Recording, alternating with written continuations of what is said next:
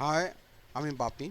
আজকে আমি কম্পিউটারে স্কিল টেস্টের উপর সুন্দর একটি ভিডিও নিয়ে এসেছি, যে ভিডিওটা কিছুদিন আগে কম্পিউটারে স্কিল টেস্টের পরীক্ষাতে এসেছিল বীরভূমের। তোমার হচ্ছে সিওমএস অফিসে পরীক্ষার টেস্টের মধ্যে এরকম কোশ্চেন এসেছিল। কিছু সংখ্যাগুলো আমরা চেঞ্জ করে দিয়েছি, ডেটটাকে চেঞ্জ করে দিয়েছি। তো ফরম্যাটটা একই রয়েছে, এরকম সিস্টেমে ক্যালকুলেশন করতে হবে। মানে এই ভিডিওটা হচ্ছে এরকম, যে পারবে তো সব পারবে, যে পারবে না তো পারবে না। মানে শুধু টেবিলটা বানাতে পারলো, কিন্তু বাকিটা যদি না পারে তাহলে আর পারবে না। মানে যে পারবে সে পারবে, যে পারবে না সে পারবে না। তো এইরকম ভিডিও সচরাচর আমরা কমই দিয়েছি। তো এই ভিডিওটা খুবই মজার, মানে একটা পয়েন্ট পারা মানে সবগুলোই পারা, এটা একটা এমন একটা বিষয়, মজার বিষয়। চলুন তাহলে শুরু করি কথা না বাড়িয়ে।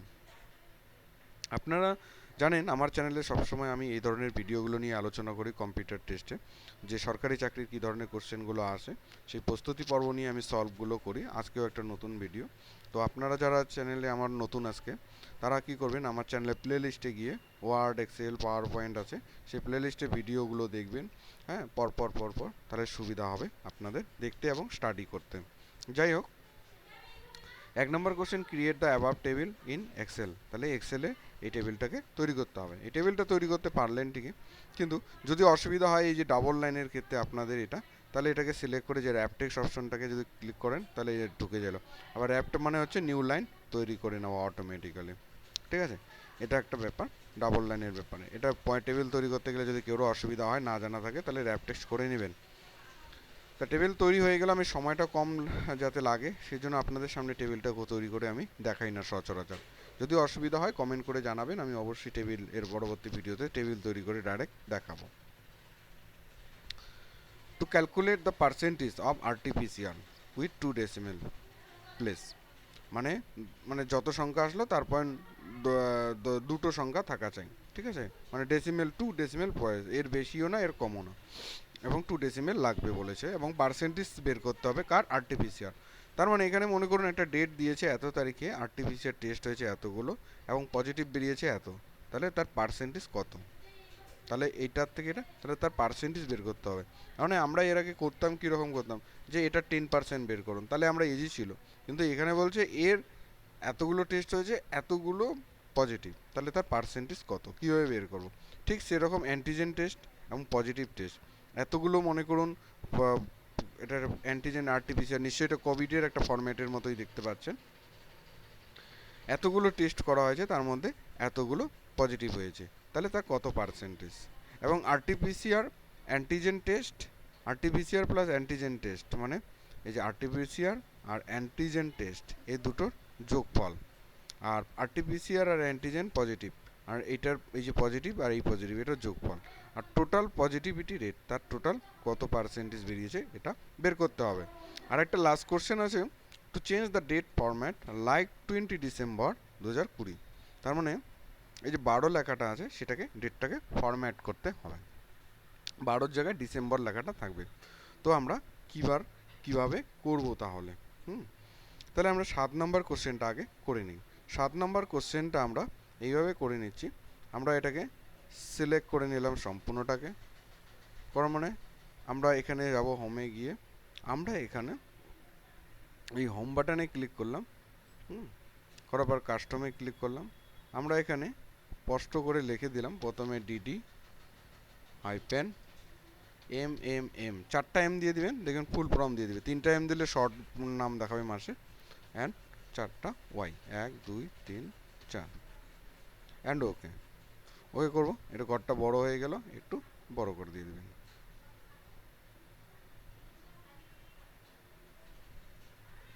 চলে আসলো। একটু এটার সাইজটাকে একটু ছোট করে দিই। আচ্ছা, তাহলে দেখুন এটা একটা কোশ্চেন হয়ে গেল। তাহলে আমরা 7 নম্বর কোশ্চেনের আমরা ফরম্যাট যেরকম করে বললো আমরা সেরকম করে তার উত্তর দিয়ে দিলাম। ছিল একরকম, করতে বললো আর একরকম, আমরা দিয়ে দিলাম। আচ্ছা, এই প্রশ্নগুলো উত্তর দেওয়ার আগে আপনাদের সামনে একটা আমি জিকে কোশ্চেন দিব, কারণ অনেক সময় কম্পিউটার টেস্টে দেখা যাচ্ছে যদি 70 নম্বরে পরীক্ষা হয়, 20 নম্বর বা 30 নম্বরে জিকে কোশ্চেন দেয় কম্পিউটার। তো আমি একটা স্যাম্পল কোশ্চেন দিচ্ছি, সেটার উত্তর আপনারা আমাকে কমেন্টের মাধ্যম দিয়ে জানাবেন। শর্টকাট কোশ্চেন, ছোট্ট একটি কোশ্চেন। ছোট্ট কোশ্চেন। আচ্ছা, আমি একটু জুম সাইজটা একটু কমিয়ে দিই। এমসিকিউ কোশ্চেন, কম্পিউটারের কোশ্চেন। অবশ্যই কমেন্টের মাধ্যম দিয়ে জানাবেন ভিডিওটার আর কোন উত্তরটা হবে। পরবর্তীতে যদি আপনি সঠিক না দিতে পারেন আমি অবশ্যই বলে দিব, বা আপনি এমএস ওয়ার্ডের মাধ্যমে দেবেন, কারণ এই ধরনের কোশ্চেনগুলো কিন্তু পরীক্ষায় খুব ভীষণ আসছে। কম্পিউটার টেস্ট শুধু হলেও কম্পিউটার টেস্ট নেয় না, কিছু জিকে কোশ্চেনের মাধ্যমে থিওরি রিটেন টেস্ট নেয়।